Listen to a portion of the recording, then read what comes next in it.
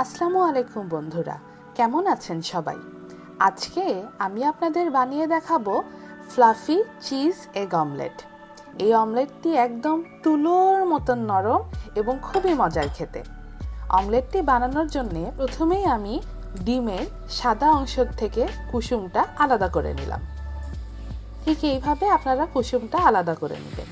কুসুমটা আলাদা করে আমি ডিমের সাদা অংশ এবং কুসুমটা আলাদা আলাদা দুইটি বাটিতে রেখে দিলাম। কুসুমটা আলাদা করার পর ডিমের সাদা অংশটি একটি ইলেকট্রিক বিটারের সাহায্যে আমি বিট করে নিব।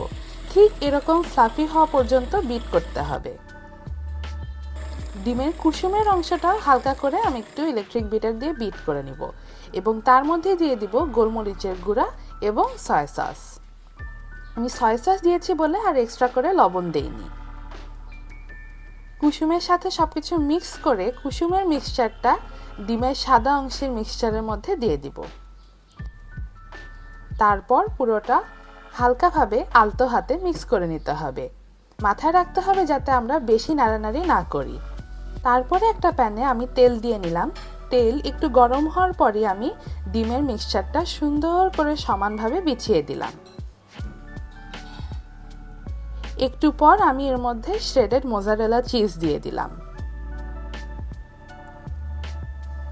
মোজারেলা চিজটা সুন্দর করে দেওয়ার পর ডিমটা আমি মধ্যে থেকে ভাঁজ করে উল্টে দিলাম। দেখুন কালারটা কি সুন্দর হয়েছে ডিমের। ডিমের কালারটা যখন এরকম সুন্দর গোল্ডেন ব্রাউন হয়ে উঠবে তখনই আমাদের বুঝতে হবে যে আমাদের অমলেটটি হয়ে গিয়েছে।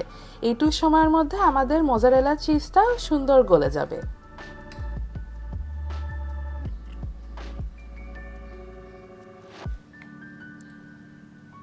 এই যে দেখুন আমাদের চিজটা সুন্দরভাবে মেল্ট হয়ে গিয়েছে ভিতরে।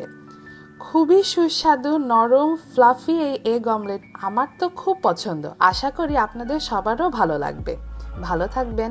আল্লাহ হাফেজ।